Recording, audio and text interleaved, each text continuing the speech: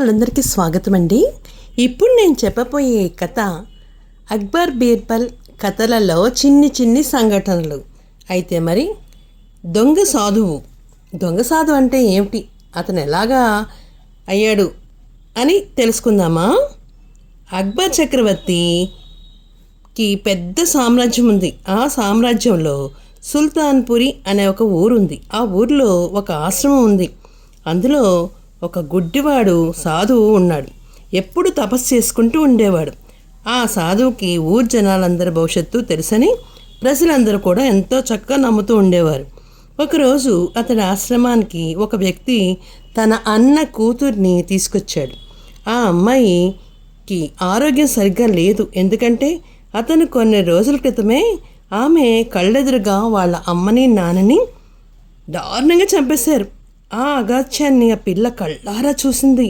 అప్పటి నుంచి ఆ పిల్లకి బుద్ధి స్వాధీనంలో లేకుండా తయారైపోయింది. దీనికి బాధపడ్డ అమ్మాయి చిన్నాన్ని ఏం చేశాడంటే, ఈ అమ్మాయికి వచ్చిన జబ్బుని ఆ సాధువు ఏమైనా బాగు చేస్తాడేమో అని నమ్మకంతో ఏం చేశాడంటే సాధువు దగ్గరికి తీసుకొచ్చాడు. అయితే ఆ అమ్మాయి ఏం చేసిందో తెలుసా? సాధువుని చూడగానే ఏడుపు మొదలుపెట్టేసింది. వెక్కి వెక్కి ఏడ్చేస్తుంది. అమ్మా నాన్న చంపింది ఇతనే అంటూ ఏడుస్తూ చెప్పింది. అది విన్న ఊరి ప్రజలందరూ కూడా ఆశ్చర్యపోయారు. ఏమిటి, మహానుభావుడైన సాధువు ఎవరినైనా ఎందుకు చంపుతాడు? పైగా కళ్ళు కూడా లేవు అతనికి. ఆ పని ఎలా చేస్తాడని వాళ్ళు అనుకుంటున్నారు. అంతేకాదు, అమ్మాయికి పిచ్చి పట్టిందేమో అన్నారు కొంతమంది. దీన్ని ఆసరాగా తీసుకుని ఆ సాధువు కూడా, అవును నిజమే, ఆ పిల్లకి పిచ్చి పట్టేవాడు, లేకపోతే నేనేమిటి వాళ్ళ అమ్మా నాన్న చంపడం ఏమిటి అని అన్నాడు. అయితే ఆ అమ్మాయి రోజంతా అలాగే ఏడుస్తుంది, వెక్కి వెక్కి ఏడుస్తుంది. అయితే దీంతో ఆమె చెప్పిన మాటలో నిజమనే సందేహం వాళ్ళ చిన్నాన్నకు కలిగింది. ఓహో, ఈ పిల్ల ఇంత ఎలా ఏడుస్తుందంటే ఏదో సంఘటన జరిగిందన్నమాట అని అనుకున్నాడు. అనుకుని ఏం చేశాడంటే జరిగిందంతా కూడా బీర్బల్ గారికి వివరించి చెప్పాడు. జరిగిన విషయం అంతా గుడ్డివాడని సాధువును రాజ్యసభకి పిలిపించారు. అయితే అక్కడ వాళ్ళ చిన్నాన్నని, ఆ అమ్మాయిని, గుడ్డివాడిని సాధుని అందరినీ అక్కడ నుంచోబెట్టారు. నువ్వు ఈ అమ్మాయి అమ్మా నాన్న చంపేవా అని సాధువుని అడిగారు బీర్బల్. నేను గుడ్డివాడిని, నేనెలా చంపుతాను అన్నాడు సాధువు సమాధానంగా. అలాగా అంటూ ఒక నిమిషం వ్యవధితో కత్తి తీసి సాధువు మీదకి ఉరికాడు బీర్బల్. అయితే తనకు అపాయం వస్తుంది, అతని కళ్ళున్నాయి కానీ నాటకం ఆడుతున్నాడు. ఎలాగా తప్పించుకోవాలని చెప్పి తన చేతిలో ఉన్న కత్తిని కూడా తీసి బీర్బల్ మీదకి ఎదురు దిగాడు దొంగ సాధు. అసలు రూపాన్ని బయటపెడుతూ తన పైకి దాడికి దిగిన దొంగ సాధువుని తలను ఒక్క దెబ్బతో తెగొట్టేశాడు బీర్బల్. అంతేకాకుండా అతడి వల్ల నష్టపోయిన అమ్మాయికి రాజు ఆస్థానంలో ఆశ్రమాన్ని కల్పించాడు. చూసారా మరి దొంగ సాధువు బండారం ఎలా బయటపడిపోయిందో. మరి ఒక చిన్న సంఘటన ఏమంటే మనవడి శక్తి ఏమిటది? ఒకరోజు అక్బరు సభలో రకరకాలుగా విషయాలు జరుగుతున్నాయి. అంతలో హఠాత్తుగా అక్బరు, ఎవరైనా నా మీసారి పీకితే వాళ్ళకి ఏం చేయాలి అని అడిగాడు. అందరూ ముందు ఆశ్చర్యపోయారు. ఒక్కొక్కరు లేచి మీ మీసాలు పీకిన వాడిని కారాగారంలో బంధించండి అని ఒకరు చెప్పారు. కొంతమంది ఏం చెప్పారంటే దేశాన్ని వదిలి బయట పంపించామని కొంతమంది చెప్పారు. కొంతమంది ఏం చేశారు, ఉరి తీయించండి అన్నారు. అలా ఎవరికి తోచిన విధంగా వాళ్ళు చెప్పడం మొదలుపెట్టారు. అందరూ అయిపోయిన తర్వాత బీర్బల్ కూడా లేచి, జహాపనా, మీ మీసాలు పీకిన వాడికి మిఠాయిలు పంచిపెట్టాలి అన్నాడు. అందరూ ఆశ్చర్యపోయారు. ఇంతటితో బీర్బల్ పని అయిపోయిందిలే, వాడిని చంపేస్తారులే రాజుగారు అనుకున్నారు. చక్రవర్తి కోపం వచ్చి బీర్బల్ని ఖచ్చితంగా శిక్షేస్తాడు అని అందరూ ఎదురు చూస్తున్నారు. బీర్బల్ జవాబు చక్రవర్తి కూడా ఆశ్చర్యాన్ని కలిగించింది. కోపం కూడా వచ్చింది. కానీ తమాయించుకుని, ఎందుకు బీర్బల్, ఎందుకు అతను మిఠాయి తినిపించాలి నేను అని అడిగాడు. జహాపన, మీ సమీపంలో రావడానికి ఎవరికి సాహసం ఉంది? అలాంటిది మీ మీసాలు పట్టుకుని వాటిని పీకే ధైర్యం ఎవరికి ఉంటుంది? అలా పీకగలిగేవాడు ఎవరైతే మనవడు, అంటే మీ పిల్లలకి వివాహం చేస్తే పుట్టే బిడ్డలే మనవలు కదా. మరి అలాంటి వాడు పీకడానికి అవకాశం ఉంటుంది. అలాగా అయితేని భలే బాగా చెప్పావయ్యా బీర్బల్. నా మీసాలు మెలవేసేవాడు నా మనవడే అవుతాడా అని అనుకుని చాలా సంతోషపడ్డాడు అక్బర్ గారు. అక్కడ ఉన్న సభికులంతా కూడా ఎంతో ఆనందపడిపోయారనమాట. ఎంత చెలివిగా చెప్పాడు ఈయన అనుకున్నారు. ఒక్క సంఘటన ఏమిటంటే కథ అడ్డం తిరిగింది. ఒకరోజు బీర్బల్ రాజదర్బార్కి వస్తున్నాడు. దారిలో రేగిపళ్ళు అమ్మేవాడు కనిపించాడు. రేగిపళ్ళు చూడడానికి చాలా బాగున్నాయి. ఆ మొత్తం గంపలో ఉన్న రేగిపళ్ళన్నీ కూడా మన బీర్బల్ కొనేశాడు. అంతఃపురానికి తీసుకొచ్చాడు. అతనికి అంతఃపురంలోకి వెళ్ళడం రావడం బాగా అలవాటు ఉంది. ఎవరూ ఆయన ఏమీ అభ్యంతరం పెట్టరు అక్కడ. అక్బర్ గారు అడిగారు, ఏమిటిది, ఈ గంప నిండా ఏమున్నా ఏమిటి అని అడిగారు బీర్బల్ని. రేగిపళ్ళు అంటారు ప్రభు, ఇవి చాలా బాగున్నాయి, ప్రభువులా తింటారని తెచ్చాను అన్నాడు. బీర్బల్ తన అంతఃపురంలో తనతో పాటు రాణిగారికి కూడా చనువు ఉంది. వాళ్ళ ముగ్గురు కొని కూర్చున్నారు అక్కడ. వెంటనే రాణిగారిని అక్కడికి పిలిపించాడు అక్బర్ చక్రవర్తి. ఒక పెద్ద పళ్ళెంలో రేగిపండు పోసి బల్ల మీద ఉంచారు. రాణిగారు చక్రవర్తి ఒకవైపు కూర్చున్నారు. వాళ్ళిద్దరెదురుగా బీర్బల్ కూర్చున్నాడు. ముగ్గురు పండ్లు తినడంలో ప్రారంభించారు. అక్బర్ చక్రవర్తి ఏం చేశాడంటే ఆ పళ్ళను తినేస్తూ గింజలుంటాయి కదా, రేగిపండులో గింజ ఉంటుంది, పైన తొక్క ఉంటుంది, గింజలన్నీ కూడా రాణిగారి ప్లేట్ దగ్గరగా వేయడం మొదలుపెట్టారు.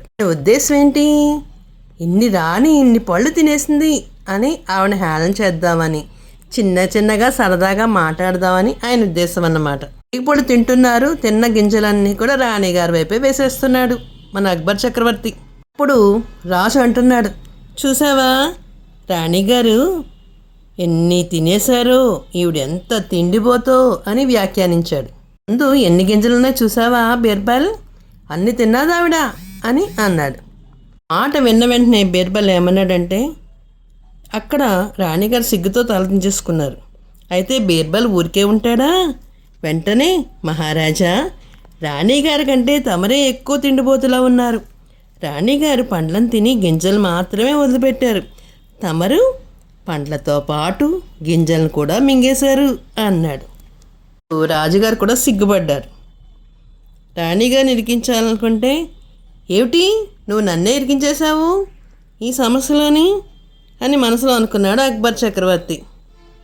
చూసారా పిల్లలు, మరి మన బీర్బల్ గారు అక్బర్ చక్రవర్తిని ఏ విధంగా మాటలతో చక్కగా బురుడి కొట్టించేవాడో, ఆయన తెలివితేటలతోని ప్రతి సమస్యకి పరిష్కారం చెప్తూ ఉండేవారు రాజుగారికి. మరి ఒక చిన్న సంఘటన ఏమిటంటే, ధనికుడైనందుకు ప్రాప్తించిన శిక్ష.